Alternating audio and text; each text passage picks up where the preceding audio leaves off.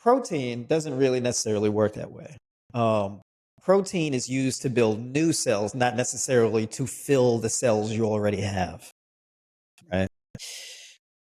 Your body's capacity to make new muscle tissue is very limited. Even if you increase the amount of protein you eat, it doesn't necessarily mean that you're going to gain more muscle mass. It doesn't really work that way because you have a time constraint.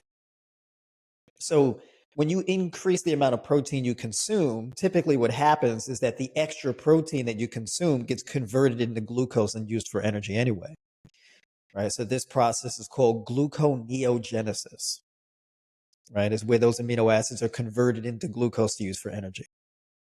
So your body only will utilize the amino acids it needs and then convert the rest or excrete the rest. This is very important to understand because if you spend enough years of your life trying to eat as much protein as possible, you actually stress out your liver and your kidneys. So you can drive up your cholesterol, you can drive up your liver enzymes, you can drive up the amount of urine, the amount of protein that's coming out in your urine, right? When there's a pathological level of protein being filtered out to your kidneys, this is called proteinuria. Excessive levels of nitrogen inside your urine. Nitrogen is the most base form of protein. When protein is broken down into its simplest form, it's called nitrogen. And then on top of that, this leads to escalating levels of inflammation, chronic, like oxidative stress, etc. Right? And so you can see an increase in your BUN, which is blood urine nitrogen on a blood test, right? And you can see excessive levels of creatinine, where basically creatine that is naturally forming in your body, but when you consume a lot of protein, particularly from animal products, right, this drives up creatinine, right, because the level of inflammation increases as you put more stress and work on your liver and your kidneys, et cetera. So you can develop kidney disease. The interesting part is about 90% of people with kidney disease don't realize they have kidney disease, right? So people will mess up their liver and their kidneys and cause themselves to even be either insulin resistant, pre-diabetic, or just full-blown type 2 diabetic as a result of all of this excess protein consumption, right? Also, the more protein you consume, that reduces the amount of carbohydrates you consume and increases the amount of dietary fat you consume, right?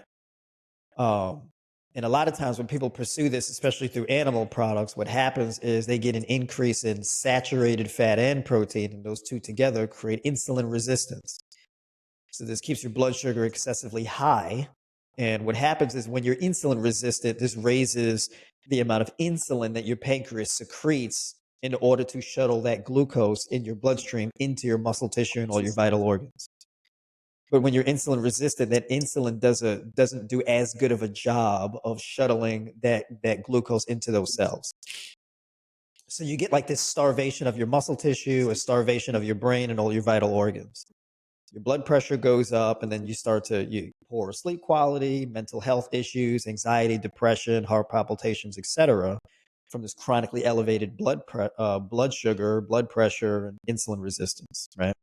So what happens is people in the pursuit of trying to gain muscle mass, they actually gain a lot of body fat, unwanted body fat. They're not really building muscle mass in the way that they want. People often refer to this as like a dirty bulk, right? So, people go through this yo-yoing effect. They're trying to lose weight, gain weight, lose weight, gain weight. So they're cutting their caloric intake to try to lose weight, but then they lose muscle because they're still insulin resistant. They don't like the way they look. They start increasing their food intake again. They gain the weight back, and up and down, up and down, up and down we go. Right. So basically, I'm saying all of that to say that the most efficient and sustainable way to build muscle mass is making sure that your glycogen storage inside your muscle tissue is full and that you're insulin sensitive by having a carbohydrate dominant